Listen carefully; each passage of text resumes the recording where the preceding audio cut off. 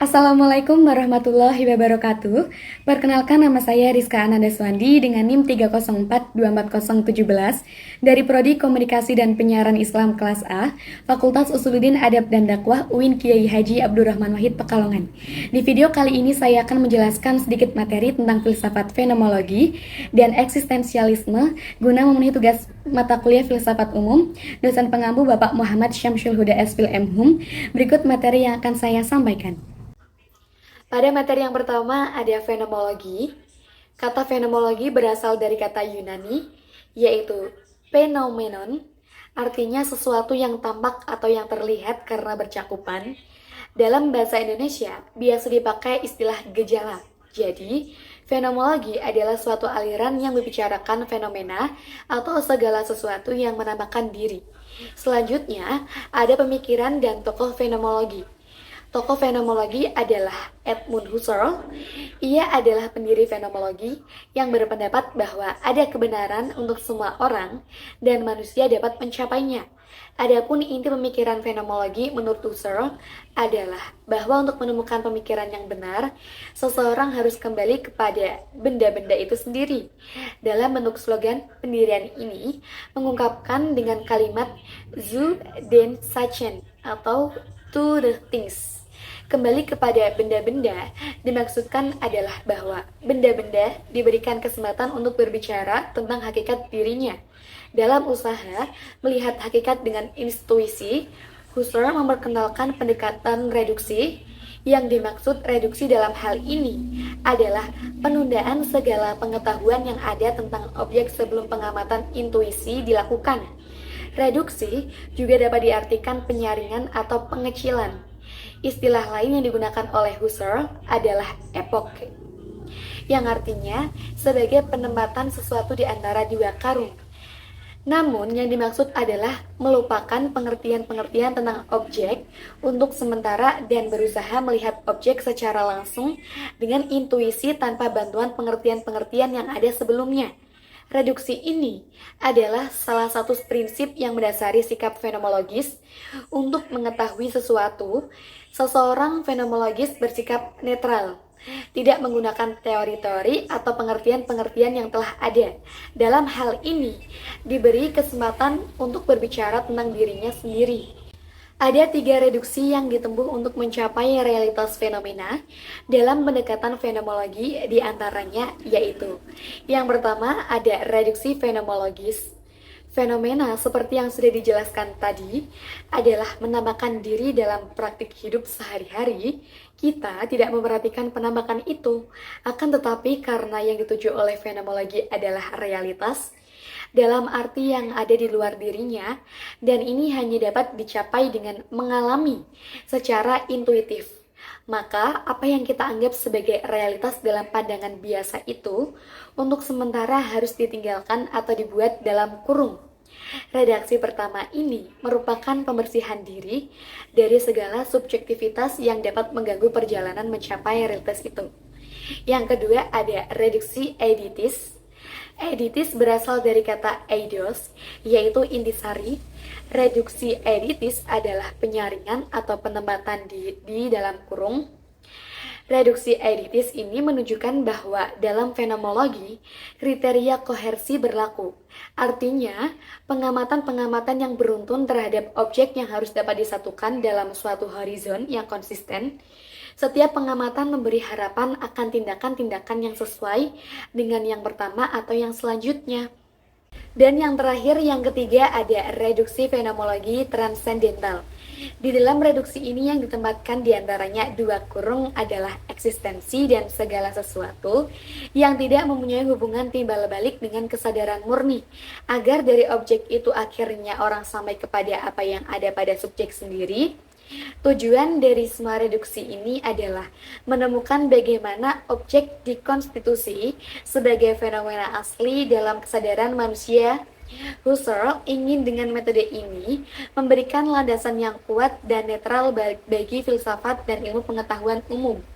Akan tetapi, di dalam sistem filsafatnya, Husserl akhirnya menjurus kepada idealisme transendental. Proses reduksi itu apabila disederhanakan dapat disebut sebagai penumbuhan sikap kritis dalam memahami secara menyeluruh dari berbagai seginya. Artinya, kita dengan tidak mudah menerima pengertian dan rumusan seperti itu atau pemahaman kita yang spontan terhadap sesuatu belum tentu menyentuh hakikat dari apa yang kita tuju. Materi yang kedua ada eksistensialisme. Eksistensialisme adalah filsafat yang memandang segala gejala dengan berpangkal kepada eksistensi. Pada umumnya, kata eksistensi berarti keberadaan, akan tetapi di dalam filsafat eksistensialisme, ungkapan eksistensi mempunyai arti yang khusus. Eksistensi adalah cara manusia berada di dalam dunia. Kata eksistensi berasal dari kata ex atau keluar, dan sintensi yaitu diturunkan dari kata kerja sisto atau berdiri atau menempatkan. Oleh karena itu, kata eksistensi diartikan manusia berdiri sebagai diri sendiri dengan keluar beda dari dirinya. Selanjutnya ada pemikiran dan tokoh eksistensialisme. Ajaran eksistensialisme tidak hanya satu. Sebenarnya, eksistensialisme adalah suatu aliran filsafat yang bersifat teknis yang terjelma dalam bermacam-macam sistem. Yang satu berbeda dengan yang lain, sekalipun demikian ada juga yang ciri-cirinya sama, yang menjadikan sistem-sistem itu dapat dicap sebagai filsafat eksistensialisme. Paling sedikit ada 4 pemikiran yang jelas dapat disebut filsafat eksistensialisme, yaitu pemikiran Martin Heidegger, Jean-Paul Sartre, Karl Jaspers, dan Gabriel Marcel. Beberapa ciri-ciri yang dimiliki bersama diantaranya adalah sebagai berikut. Yang pertama, motif pokok adalah yang disebut eksistensi, yaitu cara manusia berada. Hanya manusialah yang bereksistensi. Eksistensi adalah cara khas manusia berada. Pusat perhatian ini ada pada manusia, oleh karena itu bersifat humanitis. Yang kedua, bereksistensi harus diartikan secara dinamis.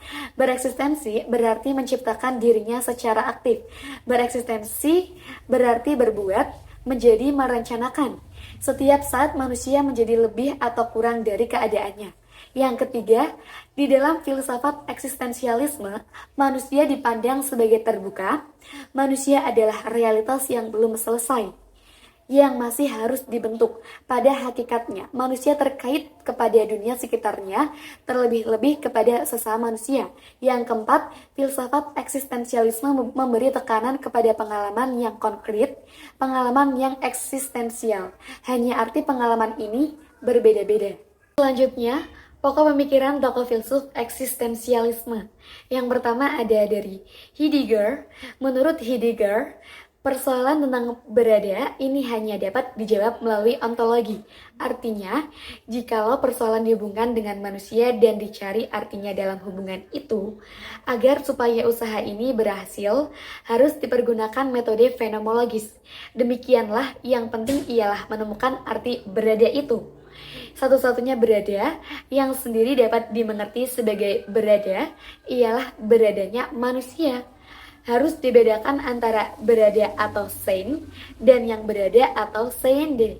Ungkapan yang berada hanya berlaku bagi benda-benda yang bukan manusia, yang jikalau dipandang pada dirinya sendiri, artinya terpisah dari segala yang lain. Hanya berdiri sendiri, benda-benda itu hanya vorhanden, artinya hanya terletak begitu saja di depan orang banyak tanpa ada hubungannya dengan orang. Tanpa ada hubungan dengan orang itu. Yang kedua ada dari Jean-Paul Sartre. Ia adalah seorang sastrawan yang luar biasa. Karena kecakapannya, ia menyajikan filsafatnya dalam bentuk roman dan pentas dalam bahasa yang mampu menampakkan maksudnya kepada pembacanya. Dalam bukunya, itu Sartre mulai dengan menganalisa ada atau berada. Menurut dia ada 2 macam berada, yaitu berada dalam diri dan berada untuk diri. Yang dimaksud dengan berada dalam diri ialah semacam beradaan siege, berada dalam dirinya, berada itu sendiri. Filsafat berpangkal dari realitas yang ada, sebab realitas yang ada itulah yang akan kita hadapi, kita tangkap, dan kita mengerti. Semua benda ada dalam diri atau ada dalam dirinya sendiri yang tidak ada alasan atau dasar mengapa benda-benda itu berada begitu atau apa menu sebab meja itu meja dan bukan kursi serta bukan tempat tidur, tiada segala alasannya. Segala yang berada dalam diri ini tidak aktif, akan tetapi juga dalam tidak pasif, tidak mengiyakan, tetapi juga tidak menyangkal. Semuanya dikatakan padat, beku, tertutup, yang satu lepas daripada yang lain, tanpa saling berhubungan. Menaati prinsip identitas, benda-benda tidak mempunyai hubungan dengan keberadaannya. Dia ada Karl Jasper, yang semula belajar hukum dan kedokteran, tetapi yang akhirnya setelah menjabat sebagai dosen psikologi psikiatri di Heidelberg sebagai privat dosen pada tahun 1916 hingga 1921 sebagai ordinaris psikologi, memindahkan perhatiannya ke filsafat. Hal ini terjadi pada tahun 1919 ketika ia menulis bukunya yaitu di psikologi der Weltanschauungen atau psikologi pandangan-pandangan dunia. Pada tahun 1921 hingga 1937, ia menjabat guru besar filsafat di Heidelberg. Karyanya yang paling penting gunalah filosofi, mengetahui sistemnya ada pemikirannya terlebih-lebih berakar kepada Kierkegaard. Akan tetapi, banyak ia dipengaruhi juga oleh Plotinus Spinoza, Kant, Schelling, dan Nietzsche dibanding dengan para filsuf eksistensialisme yang lain.